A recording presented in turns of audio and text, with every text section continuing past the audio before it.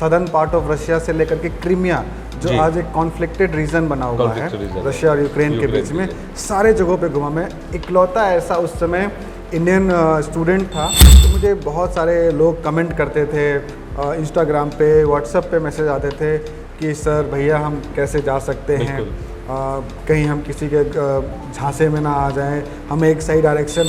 Sir Bharat को लेकर के लोग बहुत इच्छुक रहते हैं आने के लिए। भारत में रशियन टूरिज्म बहुत है, रशियन लोग बहुत पढ़ने आते हैं। आप चले जाइएगा अगर उत्तराखंड ऐसे जगहों पर, हिमाचल जैसे जगहों पर, वहाँ बहुत सारे लोग योगा पढ़ने आते हैं, जो वहाँ पे डूमा कहा जाता है। जैसे यहाँ पे हमारे यहाँ सांसद भवन के, तो वहाँ डूमा होता है। तो वहाँ पर भी हमारे MPs हैं जो बिहार के हैं। 23 फरवरी 2022 में युद्ध स्टार्ट हुआ था और आज 4 साल हो चुके हैं। 4 साल से बेसी हो चुका है। युद्ध का जो इंटेंसिटी था, जो उस समय था, अब वो तो बिल्कुल भी नहीं है। तो रशियन गवर्नमेंट, रशियन मिनिस्ट्री के थ्रू, हेल्थ मिनिस्ट्री के थ्रू, एजुकेशन मिनिस्ट्री के थ्रू बहुत ऐसे स्कॉलरशिप का प्रावधान भी है। उनको लिए उसको मतलब उसके लिए उन बच्चों को अप्लाई करना पड़ता है पहले ही। एक हमारे साथ हमारे एक दर्शक हैं राकेश जी, उन्होंने सवाल किया है। उन्होंने पूछा है कि क्या इमीडिएट डॉक्यूमेंट्स हमें लगेंगे अगर मैं रशिया में एडमिशन लेने के लिए जाऊं, और अगर मैं रूस MBBS को संपर्क करूं, इमीडिएट में मुझे क्या क्या डॉक्यूमेंट्स लगेंगे? इमीडिएट में सर आपको 10th का मार्कशीट, 12th का मार्कशीट, और जो सबसे इम्पोर्टेंट चीज़ है passport.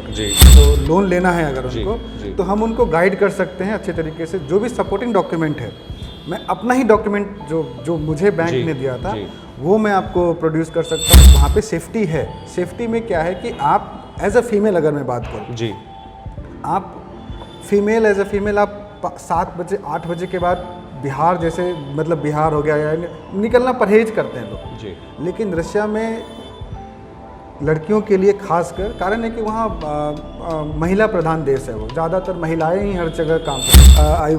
I want to study in your country, तो या खच्चू उचित नवासा यूनिवर्सिटेट, मतलब मैं आपकी यूनिवर्सिटी में पढ़ना चाहता हूँ ना। मेडिसिन की डिपार्टमेंट को कफेद्रा बोलते हैं।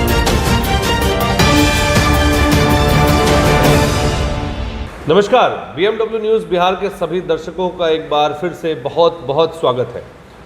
आज हम बात करेंगे उस विषय पर जो विषय बहुत ज़्यादा ज़रूरी है, और ख़ास करके उनके लिए जो MBBS बनने का सपना देख रहे हैं, लेकिन भारत में उनका सपना अधूरा रह गया, और उस अधूरे सपने को कैसे पूरा करेंगे, इसके लिए हमारे साथ मौजूद है बात करने के लिए डॉक्टर विकास। आपका बहुत बहुत स्वागत है। रूस MBBS जो एक ऑर्गेनाइजेशन है जिसके तहत बच्चे एडमिशन ले रहे हैं रशिया या और दूसरे कंट्रीज़ में MBBS के लिए, तो हमारे साथ बातचीत करने के लिए मौजूद है, और आज हम इन्हीं मुद्दों पर सर आपसे बात करेंगे। तो सर सबसे पहले चीज़ जो आपसे सवाल करूंगा, ये ख्याल कैसे आया रूस MBBS को स्टार्ट करने का? चूँकि आप तो खुद डॉक्टर हैं, पढ़ाई करने के बाद लोग कहते हैं कि भाई चलो अपनी नौकरी स्टार्ट करते हैं या अपना प्रैक्टिस स्टार्ट करते हैं। ये ख्याल कैसे आ गया कि जो बच्चे नहीं सफल हो पा रहे उनके लिए? जी, पहले तो नमस्कार और बहुत बहुत धन्यवाद। हम इन विषयों पे बात करने के लिए आप आए हैं, इसके लिए मैं आपको तहे दिल से शुक्रिया अदा कर रहा हूँ।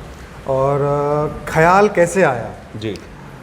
देखिए, प्रैक्टिस तो मैं कर ही रहा हूँ इंडिया में, लेकिन जब मैं वहाँ पर था और तो काफ़ी बच्चों के मन में ऐसा होता था कि सर हम रूस कैसे जा सकते हैं, सही चैनल क्या मिलेगा, और हमारा पैसा कहीं ना डूब जाए। कई बार होता है बच्चों के साथ, उनको डर लगता है। बिल्कुल, इतनी दूर जा रहे हैं तो बहुत सारे ख्यालात तो मन में आएंगे। तो और फिर मैं वहाँ पे 6 साल रहा, और उसके बाद भी मैं आप रशिया में 6 साल अपना टाइम 6 साल, इवन कि मैं छुट्टियों में भी घर नहीं आया। अच्छा। हाँ, काफ़ी साल, मैं 4 साल तो लगातार ही वहाँ पर रहा। रशिया के विभिन्न शहरों को मैंने देखा अपने से। जहाँ तक मुझे पता है आप इकलौते बेटे हैं, ऐसे में माँ की तो हालत बहुत ये रहती होगी कि बेटा जितनी दूर है, 6 साल आप नहीं आ रहे हैं। जी, बात तो सही है, बट उस दरमियान कोविड चल रहा था, और फिर कुछ कॉन्फ्लिक्ट का भी सिचुएशन बना था। ऐसी फ़्लाइटें बहुत कम थी, तो मैंने कहा चलो उस अपॉर्चुनिटी को इस्तेमाल किया जाए। यहाँ आने के बजाय मैं पूरे रूस में, आप समझ लीजिए, मॉस्को से लेकर के फार ईस्ट से लेकर के नॉर्थ पोल से लेकर के सदर्न पार्ट ऑफ रशिया से लेकर के क्रीमिया, जो आज एक कॉन्फ्लिक्टेड रीजन बना हुआ है रशिया और यूक्रेन के बीच में, सारे जगहों पे घुमा। मैं इकलौता ऐसा उस समय इंडियन स्टूडेंट था जिसने अलोन सोलो 50,000 किलोमीटर का ट्रैवलिंग अकेले पूरा किया। वो आप थे? मैं था वो। और बहुत कम ही लोग हैं आज भी ऐसे जिन्होंने ये माइलस्टोन अचीव किया है। तो उसी दरमियान मैं सोशल मीडिया पे भी काफ़ी एक्टिव रहा करता था, यूट्यूब वगैरह, ब्लॉगिंग वगैरह पे भी आप ये ऐसे डॉक्टर हैं जो ब्लॉगिंग में भी इंटरेस्ट रखते हैं। मैं ट्रैवल ब्लॉग्स भी बनाता था, वो मेरा शौक था। मैं भी फॉलो करता हूँ आपको। हाँ, चलिए धन्यवाद। और तो मेरा वो शौक था, तो मैं उसको परस्यू कर रहा था। अपने हॉलीडेज़ में मैं जहाँ जाता था, मैंने सबसे लंबी ट्रेन जर्नी भी करी है। जी, वो देखा विश्व का ट्रांस साइबेरियन जर्नी कहते हैं, जिसमें मैं बहुत दिनों तक ट्रेन में ही था। मतलब एक शहर रुकता था, वहाँ घूमता था। कोरोना के दौरान ये सब चीजें आप कर पा रहे थे? हाँ, मैं कर रहा था, क्योंकि रशिया में उतने उस समय रेस्ट्रिक्शंस नहीं थे। तो मैं घूमने के लिए उस समय मुझे ऐसे रहा माहौल कि मैं घूम पाया।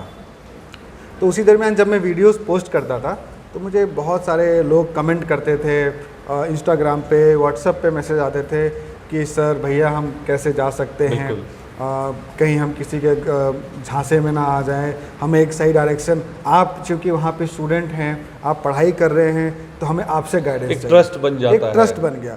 और हमारे ही कॉलेज के बहुत ऐसे लोग थे जो मुझ पर ट्रस्ट करते थे अपने किसी रिलेटिव को वहाँ पर भेजने के लिए। क्यों? क्योंकि मैं अपने शुरुआती दिनों से ही कॉलेज के मैं काफ़ी एक्टिव था इन सब चीज़ों के लिए। मेरे डीन ऑफिस से, वहाँ के इंटरनेशनल जो स्टाफ्स थे, उनसे मेरा हमेशा से एक कनेक्शन रहा है। तो मैं उनका भी हेल्प करता था।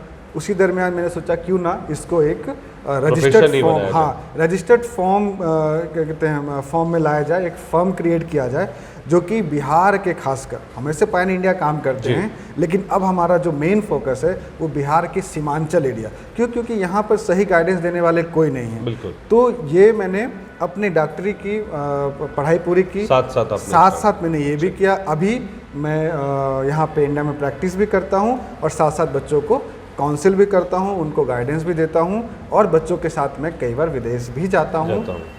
तो ये तो बहुत बड़ी बात है। हाँ। सर, सबसे बड़ा चैलेंज जो है आज की डेट में, नीट एग्ज़ाम होता है, नीट क्वालिफाई करना पड़ता है। तो क्या MBBS रूस में भी करने के लिए नीट की रिक्वायरमेंट है? बिल्कुल है सर, वो रिक्वायरमेंट है। बिल्कुल, आपको नीट क्वालिफाई करना ही है।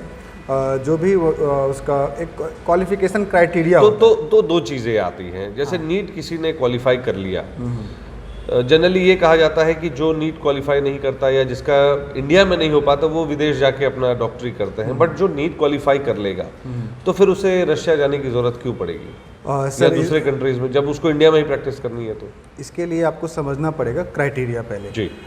नीट क्वालिफिकेशन का मतलब है कि आपने एक कट ऑफ पार किया है एडमिशन लेने के लिए, ठीक है, जो कि होता है 100, 150, 200 के अंदर ही रहता है।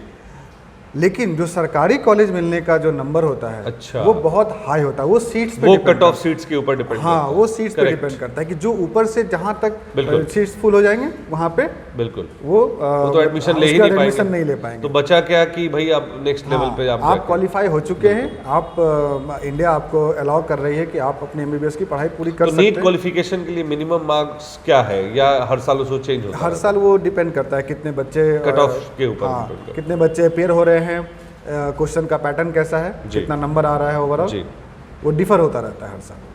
सर, रसिया और यूक्रेन को लेकर जो अभी वॉर छिड़ा हुआ है, अगर मैं बात करूं सुरक्षा की दृष्टि से, कि जैसे भारत के लोग वहां रशिया में जाएं पढ़ाई करने के लिए, सुरक्षा की दृष्टि से कितना सेफ रशिया है?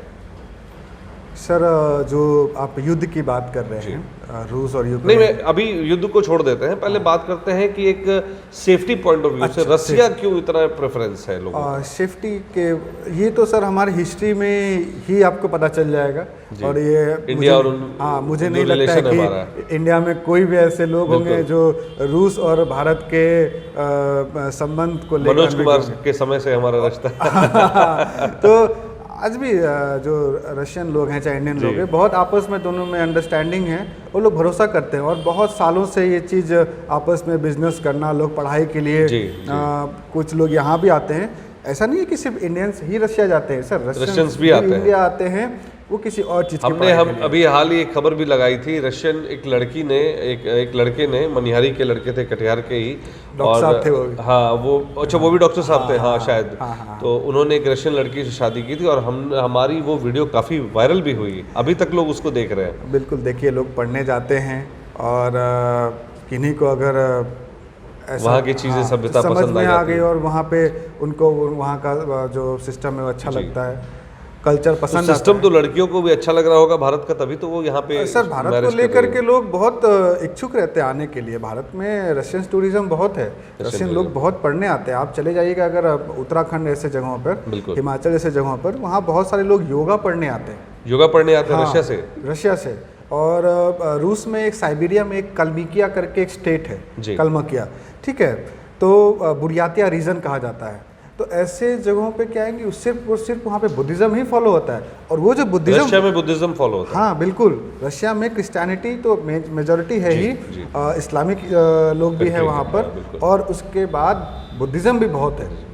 तो वो पूरा जो स्टेट है उसमें सिर्फ बुद्धिज़्म फॉलो होता है, और वहाँ के जो बुद्धिस्ट लोग हैं जी। इंडिया से आकर के अपनी पढ़ाई पूरी करते हैं। कितने लोग, मैं तो खुद ट्रैवल किया हूँ वहाँ तो पर। मतलब अगर मैं बात करूँ रशिया में सेफ्टी पॉइंट ऑफ व्यू से, that country is very secure.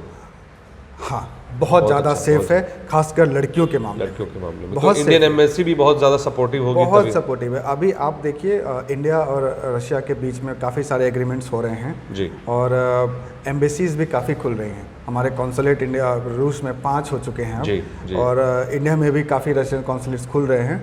अभी नया गुजरात में भी रशियन गवर्नमेंट ने अपना कल्चरल सेंटर डाला है। मैं खुद अभी ब्रिक्स के समिट में गया था, वहीं पर सारा चीज़ बातचीत हुआ, एम्बेसडर से, डिप्लोमेट से। जी, जी। तो काफ़ी इंडिया और जो रशिया है गवर्नमेंट के लेवल पे काफ़ी आपस में। अच्छा, ये मैं एक और सवाल इसमें ऐड ऑन करना चाहूँगा कि क्या प्रधानमंत्री मोदी के बनने से ये और इम्पैक्टफुल हुआ, या उससे पहले भी रशिया के साथ रिलेशंस अच्छे थे? देखिए रिलेशंस तो हमारे 1971 के ही अगर आप हिस्ट्री में देखिएगा करें तो उसी समय इंदिरा गांधी जी के समय में ही हम रशिया ने हमारा हेल्प किया था। बिल्कुल। तो बिल्कुल मोदी जी के आने से ये चीज़ बढ़ा है, थोड़ा लेकिन impact बढ़ा है। हाँ, लेकिन उससे पहले भी हम तो शुरुआत से सोवियत संघ के साथ जुड़े हुए हैं। जी।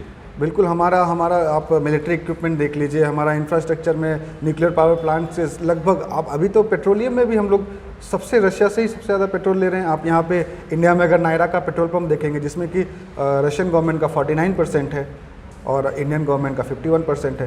तो मोदी जी के आने से बढ़ा है, लेकिन उससे पहले से भी लोग थे वहाँ पर। और हम तो ये कह रहे हैं कि बहुत पहले कई ऐसे इंडियन स्टूडेंट डॉक्टर बनने गए, डॉक्टर भी बने और साथ में वहाँ के पार्लियामेंट तक भी पहुँच गए, जो वहाँ पे दूमा कहा जाता है। जैसे यहाँ पे हमारे यहाँ सांसद भवन के तो वहाँ दूमा होता है। तो वहाँ पर भी हमारे एमपीज हैं जो बिहार के हैं। बिहार के हैं रशिया में? हाँ, पुतिन, जो प्रेसिडेंट पुतिन है उनके पार्टी में है। पार्टी में भी? बिल्कुल, बहुत बड़ी बात आप बता रहे हैं। हाँ, और मेयर थे पहले, फिर वो वहाँ बिहार के हैं? बिल्कुल, वो बिहार के हैं। आप गूगल पे या यूट्यूब पे सर्च करेंगे तो आपको मिल जाएगा, बिहार MP इन रशिया। आपको समझ, कुछ स्टेट में है वो। तो लोग तो वहाँ तक भी पहुँच गए, मतलब डिप्लोमेटिक लेवल तक, वहाँ डिप्लोमेटिक लेवल तक पहुँचे। और रशियंस इंडियंस को समझते हैं। और क्या है ना, अभी आजकल कि वेस्टर्न कल्चर से लोग, रशियंस वैसे भी बहुत कम ही इंटरेक्ट कर रहे हैं, जो मतलब वेस्टर्न पीपल से। तो उनका मेन फोकस अब इंडिया ही है। तो हमारे से अब रिलेशन और ज़्यादा स्ट्रांग हो गया है रशिया और इंडिया। सर, अभी के जो वर्तमान में जो हालात है रशिया और यूक्रेन को लेकर, कितना सेफ है स्टूडेंट्स का वहाँ जाना? कोई खतरा है या इस पूरे जो पढ़ाई कल्चर जो वहाँ स्टार्ट हुआ या जो भी पहले से भी रहा है, तो इसमें क्या कुछ इम्पैक्ट पड़ा है? बिल्कुल पड़ा सर, लेकिन मैं मतलब जोखिम भरा है वहाँ जाना? मैं ये मानता हूँ कि जो इम्पैक्ट पड़ा है वो यूक्रेन के बच्चों को पड़ा है। यूक्रेन के रूस में, क्योंकि जब युद्ध हुआ था 23 फरवरी 2022 में युद्ध स्टार्ट हुआ था और आज 4 साल हो चुका है। 4 साल से बेसी हो चुका है। युद्ध का जो इंटेंसिटी था जो उस समय था, अब वो तो बिल्कुल भी नहीं है। और जो युद्ध हो भी रहा है, या तो यूक्रेन के सीमा के अंदर हो रहा है या तो यूक्रेन और रूस के सीमा पर हो रहा है। तो बहुत छोटा सा एरिया है जहाँ पर जंग चल रहा है। रूस दुनिया का सबसे बड़ा देश है सर, और जो कॉलेजेस हैं वो ज़्यादातर सेंटर में हैं। जी। तो युद्ध का प्रभाव अब जैसे अभी हमारे यहाँ इंडिया और पाकिस्तान के बीच कॉन्फ्लिक्ट हुआ, वॉर जैसा सिचुएशन बना, तो क्या आपको बिहार में कोई दिक्कत आई? बिहार में बिल्कुल नहीं आई। और वहाँ के लोगों को भी आप मतलब जिस इलाके में जो बम्बार्डिंग हो रही है वहाँ पे वो बॉर्डर एरियाज पर है, और वो areas खासकर यूक्रेन के अंदर जाकर के जो रशियन सेनाएं हैं वो वहाँ जाकर के युद्ध चल रही है, कर रहे हैं। तो और कुछ और एरियाज में हाँ वैसा इम्पैक्ट नहीं है, कुछ इम्पैक्ट तो नहीं। उधर भी एरियाज में जैसे कि इंटरनेशनल, हमारे यहाँ तो क्या है कि कुछ एक लोकेलिटीज में ही इंटरनेशनल एयरपोर्ट्स हैं। हाँ। तो वहाँ क्या हर जगह पे इंटरनेशनल एयरपोर्ट्स हैं? वहाँ पे जितने भी एयरपोर्ट्स हैं उसमें से 95% से ज़्यादा जो है वो इंटरनेशनल एयरपोर्ट्स हैं। और जैसे और हर जगह के लिए फ्लाइट मिल जाती है, अगर भारत वगैरह आना हो तो इजीली। आपको देखिए जैसे हमें पटना आना हो तो हम दिल्ली से पटना कभी भी फ्लाइट ले सकते हैं, तो सेम है। आप यहाँ से मॉस्को जाएंगे, डायरेक्ट फ्लाइट होती है, और दिन में दिल्ली से फ्लाइट है, मुंबई से फ्लाइट है, गोवा से है, अहमदाबाद से, चेन्नई से, हैदराबाद से डायरेक्ट फ्लाइट है मॉस्को के लिए। वहाँ से आप मॉस्को जाएंगे और मॉस्को से आप जिस भी शहर में, सीमांचल में पूर्णिया से भी हम लोग बोल देते हैं कि भाई हमारे जो दर्शक हैं एमपी साहब अगर देख रहे हैं तो उन पर भी ध्यान दीजिए, यहाँ से रशिया की फ्लाइट हो जाए। नहीं देखिए ये तो बहुत तो हमारे इस आपके जो सीमांचल के एरिया के जो है तो उनके लिए बहुत बेनिफिट हो जाएगा। बिल्कुल हो जाएगा, कनेक्टिंग फ्लाइट भी हो जाए तो बहुत बड़ी बात है। चलिए, तो ये हो गई बात कि रशिया में सुरक्षा के दृष्टिकोण से बहुत सही है। अब सवाल आता है कि जो भारतीय छात्रों को जो अपॉर्चुनिटीज़ मिलनी चाहिए वहाँ किस तरह की अपॉर्चुनिटीज़ मिलती है? छात्रवृत्ति, जैसे अगर मैं बात करता हूँ स्पॉन्सरशिप मिलती है पढ़ाई को लेकर के, और अगर मैं बात करूँ क्या वहाँ पर फीस वगैरह में भी छूट रहती है, और इंडियंस को क्या स्पेशल एडवांटेज मिलता है वहाँ पे? देखिए इंडियंस को तो बहुत पसंद करते हैं वहाँ पे, कारण है कि बहुत सालों से इंडियन स्टूडेंट्स जा रहे हैं पढ़ने के लिए, और बहुत डॉक्टर्स आज अच्छे अच्छे जगहों पर है जो उस समय यूएसएसआर के समय से पढ़ के आए हैं, और आज तो रूस बना है ना जी, लेकिन पहले यूएसएसआर के टाइम पे भी बहुत लोग गए थे जी। तो इंडियंस रशियंस हमको लेकर के बहुत एक तरह से समझ लीजिए फेमिलियर हैं, इंडियंस को वो अच्छे से समझते हैं। जो बच्चे जाते हैं अगर उनका 10th में और 12th में 90% से एबव है, तो रशियन गवर्नमेंट, रशियन मिनिस्ट्री के थ्रू, हेल्थ मिनिस्ट्री के थ्रू, एजुकेशन मिनिस्ट्री के थ्रू बहुत ऐसे स्कॉलरशिप का प्रावधान भी है। वो उनको लिए उसको मतलब उसके लिए उन बच्चों को अप्लाई करना पड़ता है पहले ही। उसका सेशन होता है जनवरी में, तो हर कॉलेज में 2 सीट 3 सीट ऐसे करके गवर्नमेंट जो है देती है। तो उसमें बच्चों का जो पढ़ाई होगा वो लगभग फ्री होता है, और उस ऊपर से आपको स्टाइपेंड भी मिलेगा पर मंथ। वो डिपेंड करता है आपके नंबर पे। आप अच्छा स्कोर करेंगे तो फर्स्ट ईयर में आपको 5000 तक मिलेगा, सेकेंड ईयर से वो 10,000 भी हो सकता है। अच्छा। मतलब इंडियन करेंसी के हिसाब से 10,000? हाँ सेम ही है, करेंसी का तो वैल्यू ऑलमोस्ट सेम है, मोर और लेस सेम है। अच्छा। यहाँ का 100 रुपये रूस का 90 रुपये के आसपास बनता है। अच्छा। तो करेंसी मोर और लेस सेम ही है। तो 5,000 से लेकर के 15-20 हज़ार तक स्टाइपेंड। लेकिन ये एक कॉलेज में मात्र 2 या 3 सीट ही होते हैं, उसके लिए भी आपको एग्जाम देना पड़ता है। मतलब अगर नीट क्वालिफाई कर भी लिए तो भी वहाँ जाके एग्जाम देना वहाँ का देना पड़ेगा। एक हमारे साथ हमारे एक दर्शक हैं राकेश जी, उन्होंने सवाल किया है, उन्होंने पूछा है कि क्या इमीडिएट डॉक्यूमेंट्स हमें लगेंगे अगर मैं रशिया में एडमिशन लेने के लिए जाऊं, और अगर मैं रूस MBBS को संपर्क करूं तो इमीडिएट में मुझे क्या क्या डॉक्यूमेंट्स लगेंगे? इमीडिएट में सर आपको 10th का मार्कशीट, 12th का मार्कशीट, और जो सबसे इम्पोर्टेंट चीज़ है पासपोर्ट जी, और नीट। पासपोर्ट में जैसे H1 वीज़ा होता है? नहीं, वो सब क्या थोड़ा H1 वीज़ा वो सब तो आप USA की बात कर रहे हैं। अच्छा। है ना, तो उनका वीज़ा का सिस्टम अपना अलग है। रशिया का तो स्टूडेंट वीज़ा है। स्टूडेंट वीज़ा, हाँ, वो आपको 90 डेज। तो अमूमन अगर क्या खर्चा बैठ जाता होगा वीज़ा लेने में या वीज़ा में? वो मैं बता देता हूँ। तो डॉक्यूमेंट में आपको 10th का, 12th का मार्कशीट, नीट का स्कोर कार्ड, नीट क्वालिफाइड होने चाहिए, आपका पासपोर्ट, फ्रंट और बैक का फोटो या जेरोक्स, और साथ में आपका एक पासपोर्ट साइज फोटो। इतना डॉक्यूमेंट, ये डॉक्यूमेंट्स चाहिए, इनफ है। पैसे कितने लगेंगे?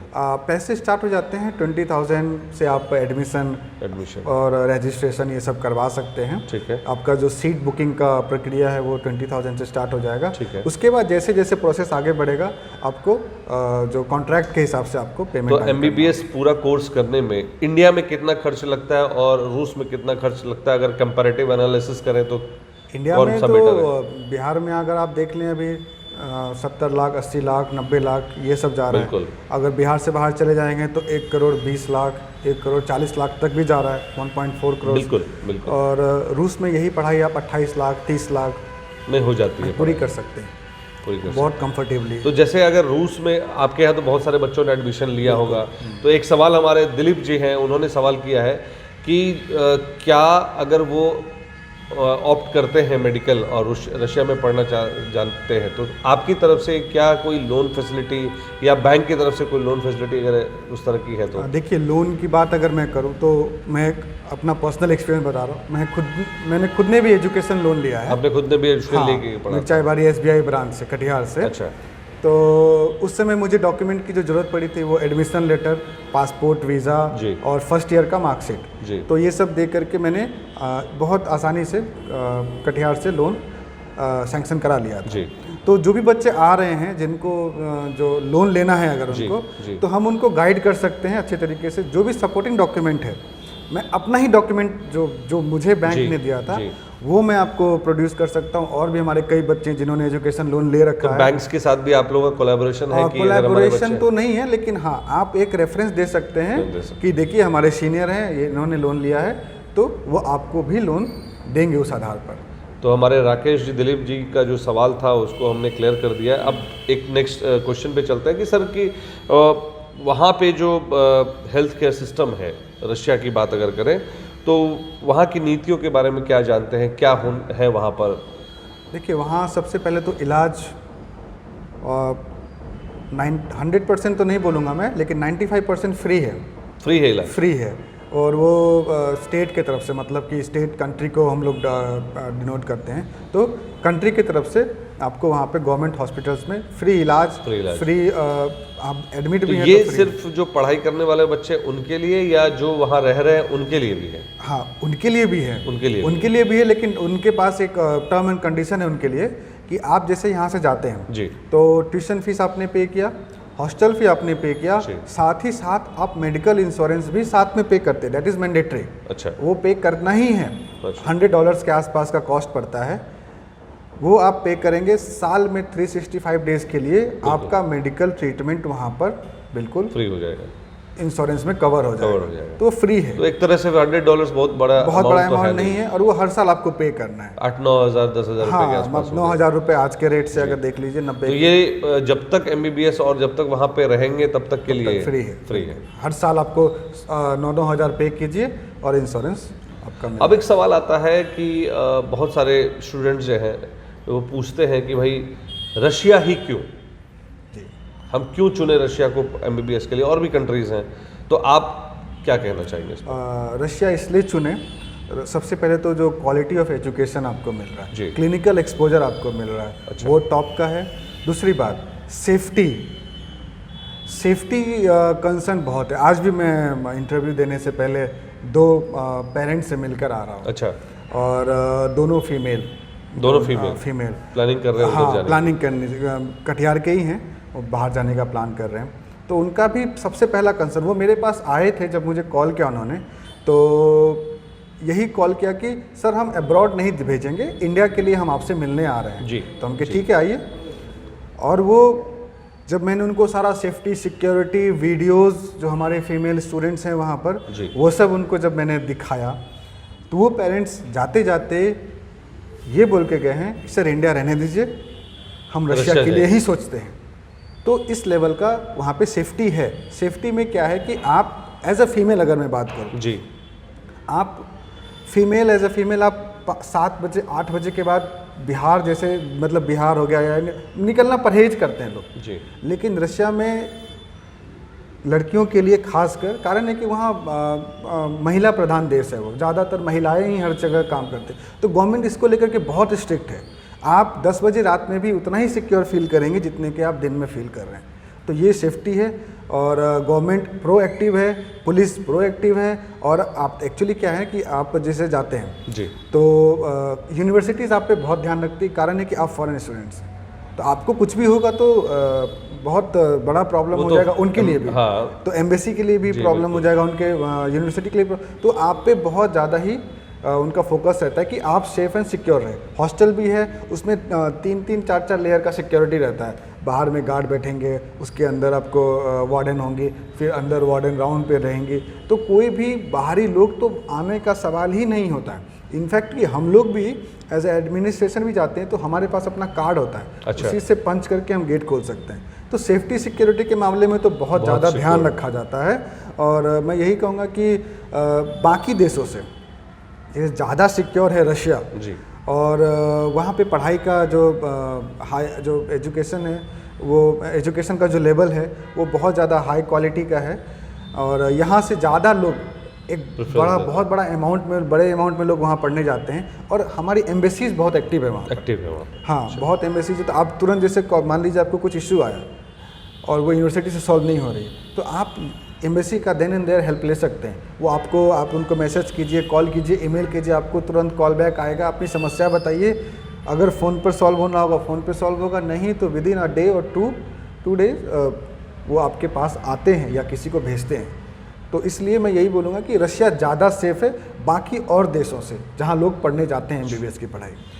एक अनामिका सिंह है, उन्होंने एक सवाल किया है कि वहाँ पर जैसे कि इंडिया में अगर आप जाते हैं MBBS करने के लिए, सूरत वगैरह में नीट वीट की जो पढ़ाई होती है, या सूरत कहते हैं सॉरी, जो कोटा वगैरह में जो पढ़ाई हो रही है, तो वहाँ पर क्या है, बहुत छोटे छोटे कमरे मिलते हैं, रेंट बहुत हाई है, तो उन सब से निपटारा कैसे मिलता है वहाँ पे? वहाँ का क्या सिस्टम है, इकोसिस्टम क्या कहता है? देखिए, सबसे पहले तो वहाँ पर रूस में 99% जो कॉलेजेस हैं वो गवर्नमेंट मेडिकल कॉलेज, तो वो अंदर कैंपस में ही सारा कुछ उनका ही अपना कैंपस है, उनका ही अपना गवर्नमेंट हॉस्टल्स है। अच्छा, तो रहने का तो बात ही, उसमें आपको ये सवाल ही खत्म हो गया।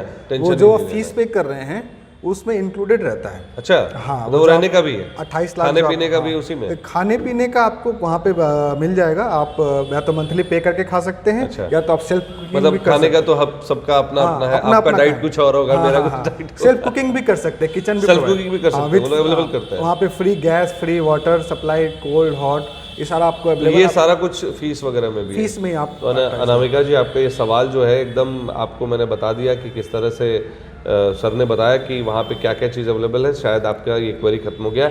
अब सर एक लास्ट सवाल पे चलते हैं कि वहाँ पर जो बच्चे जाते हैं, होम सिकनेस रहता है, तो वहाँ चैलेंजेस और जो बिहेवियरल या जो लैंग्वेज जो बैरियर्स है, उस चीज़ को कैसे फेस करना होता है और उससे कैसे हम लोग निकल सकते हैं? देखिए, जो लैंग्वेज की बात आती है, अगर आप बिहार से बंगाली चले जाएंगे तो आपको लैंग्वेज प्रॉब्लम फेस करना पड़ता है। तो उसका एक ही सॉल्यूशन है कि आप फर्स्ट डे से लैंग्वेज सीखें वहाँ पर, और आप वहाँ पे जाके लैंग्वेज सीखना जरूरी है। लैंग्वेज सीखना ही चाहिए, कारण है कि आप डे टू डे लाइफ में भी तो कहीं ना कुछ खरीदने जाएंगे। बिल्कुल। तो आप क्या बताएंगे? शॉपकीपर को नहीं आ रहा है, ना इंग्लिश आ रहा है, तो वहाँ के लोग इंग्लिश बहुत ज़्यादा कंफर्टेबल नहीं है। देखिए, आपका जो टीचिंग है वो इंग्लिश में है, लेकिन जैसे लोग हैं तो वो आपको लोकल लैंग्वेज में ही बात करेंगे। एजुकेशन में जो है तो वो तो मान लेते हैं, टीचिंग होंगे तो टीचर्स होंगे तो वो तो इंग्लिश में बात करते हैं। तो फर्स्ट डे से ही आपको आपकी रशियन क्लास कराई जाएगी। 4 साल तक आपको रशियन पढ़ाया जाता है एडिशनली, साथ में। अच्छा, हाँ, ये नहीं कि रशियन पढ़ाने के बाद आपको MBBS शुरू करेंगे, नहीं, साथ ही आपका फर्स्ट डे से पहले साल में सप्ताह में 4 दिन का रशियन क्लास होगा। सेकेंड ईयर से आपका वो 3 हो जाता है, उसके थर्ड ईयर से आपका 2 क्लास हो जाएगा वीक में, फोर्थ ईयर में आपको 1 क्लास ही इनफ है। तो आपको इनफैक्ट कि आप यहाँ से जा रहे हैं तो आप तो वहाँ का अल्फ़ाबेट भी नहीं समझ रहे हैं, अच्छा, ना जान रहे हैं। आपको लिटरली ABCD से पढ़ाया जाता है, वो तो ऑब्वियस है, ठीक है। तो आदमी 1 साल में इतना सीख जाता है कि वो वहाँ सर्वाइव कर सके। तो रशिया में जैसे मेरा कोई स्टूडेंट जाएगा और वो कहेगा कि मैं एडमिशन लेना चाहता हूँ, क्या बोलेगा रशियन भाषा में? देखिए, सबसे पहले तो एडमिशन का प्रक्रिया आपको यहीं से ही करके जाना होता है। सारा चीज़ ऑनलाइन इंग्लिश में ही करना है, उसके लिए कुछ बोलना ही नहीं है आपको, बोलना ही नहीं है। और बोलने के लिए हम लोग हैं वहाँ पर। तो आप क्या बोलेंगे वहाँ के जाके बच्चों को जो एडमिशन? कि अगर मान लीजिए हम जा रहे हैं, वहाँ की भाषा क्या है? थोड़ा सा रशियन भाषा है। जैसे मैं कहीं जा रहा हूँ किसी ऑफिशियल से मिलने, तो जो सबसे पहले बड़े हैं तो बड़ों को द्रास्तविचे हम लोग बोलते हैं। द्रास्तविचे मतलब हेलो। फिर उनको अपना गुड मॉर्निंग या फिर जो भी विश करना, गुड मॉर्निंग को दोबरे उत्तरा बोलते हैं। फिर बताएंगे कि नहीं मतलब अगर मैं कहूँ हाँ। कि जैसे मैं आपके सामने बैठा हूँ और आप मेरे से बात करने आए हैं कि बच्चों का एडमिशन हाँ, वही, तो आप वही। मुझे क्या कम्युनिकेट वही। करेंगे, मैं थोड़ा समझना वही, चाहता हूँ, वही, वही थोड़ा कह- एक्साइटमेंट भी आ जाएगा हमारे दर्शकों को। वही कह रहे हैं, तो मैं जैसे बोलूँगा कि Здравствуйте, доброе утро, меня зовут विकास, डॉक्टर विकास, या अब मैं तो अभी स्टूडेंट अपने बारे में बताइए। अभी मैं जी, स्टूडेंट हूँ, तो меня zовут Vikas, my name is Vikas, या इज़ हिंदी, I am from India and I want to study in your country, तो या хочу учить на вашем университете, मतलब मैं आपकी यूनिवर्सिटी में पढ़ना चाहता हूँ ना, मेडिसिन की डिपार्टमेंट को कफेद्रा बोलते तो हैं। आप एक काम कर सकते हैं सर, इतनी अच्छी आप रशियन बोल सकते हैं, रूस MBBS के साथ रशियन कोचिंग भी क्लास स्टार्ट कर ही दीजिए आप। मैं जो बच्चे फर्स्ट ईयर में जाते हैं तो मैं उनको काफ़ी हद तक सिखा देता सिखा हूँ देते बेसिक वर्ड्स, कि वो जाए तो उनको एयरपोर्ट पे ना कुछ अलग ना दिखे, अलग ना कुछ दिखे, थोड़ा बिल्कुल। फेमिलियर लोग ऐसे मतलब भाषा उनको सुनाई दे। बिल्कुल बिल्कुल। तो बिल्कुल हम उनको बताते हैं, गाइड भी करते हैं, जिस दिन से एडमिशन लेते हैं उसी दिन से उनका तो हम लोग उम्मीद करें कि रशिया MBBS का एक स्पोकन क्लास भी रशियन क्लास का आने वाला है।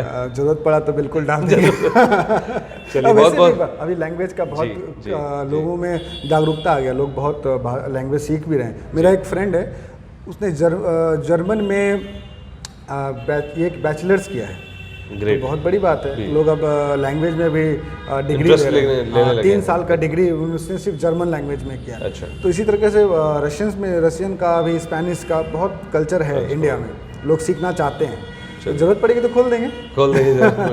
चलिए बहुत बहुत धन्यवाद डॉक्टर विकास। तो देखिए डॉक्टर विकास थे हमारे साथ, जिन्होंने बताया कि रशिया में क्यों जाना चाहिए MBBS करने के लिए, और जिनका सपना है MBBS करने का और वो नहीं कर पाए हैं और चाहते हैं कि विदेशों में जाके पढ़ाई करें और अभी तक वो सेलेक्ट नहीं कर पाए कि कौन सी कंट्री जाएं, तो एक बार आप ज़रूर रशिया MBBS, रूस MBBS के डॉक्टर विकास से एक बार मिलिए, उनसे बात करिए, और आपको लगता है कि कहीं कुछ चीज़ जानकारी अधूरी रह गई है तो आप इनसे बात भी कर सकते हैं। संपर्क करने के लिए आप आपके स्क्रीन पर मोबाइल नंबर आप देख पा रहे होंगे, उस नंबर पे आप संपर्क कर सकते हैं। तो जो भी दर्शक हमारे इस खास करके इस कार्यक्रम को देख रहे हैं, तो मैं आपको बता दूं कि ये खास कार्यक्रम हमने सिर्फ उन्हीं लोगों के लिए रखा था जिनको ये प्लान कर रहे हैं कि हम बाहर जाके पढ़ाई करें, MBBS की पढ़ाई करें, जिनकी पढ़ाई छूट गई है।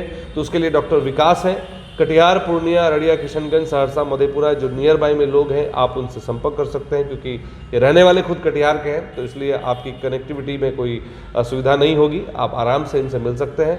और अब आखिरी में बस इतना ही कहना है कि आपको अगर ये खबर आपके मतलब की लगी है तो इसे ज़्यादा से ज़्यादा शेयर करें, लाइक करें, और हमारे सभी प्लेटफॉर्म्स पर को फॉलो कर लें। जैसे फेसबुक, इंस्टा पे हैं हम, तो आप उसे फॉलो कर लें, और यूट्यूब पे हमें सब्सक्राइब कर लें। हमारा वीडियो अगर आपको अच्छा लगा हो तो आप हमारे वीडियो को लाइक करें, शेयर करें और हमारे चैनल को सब्सक्राइब जरूर करें।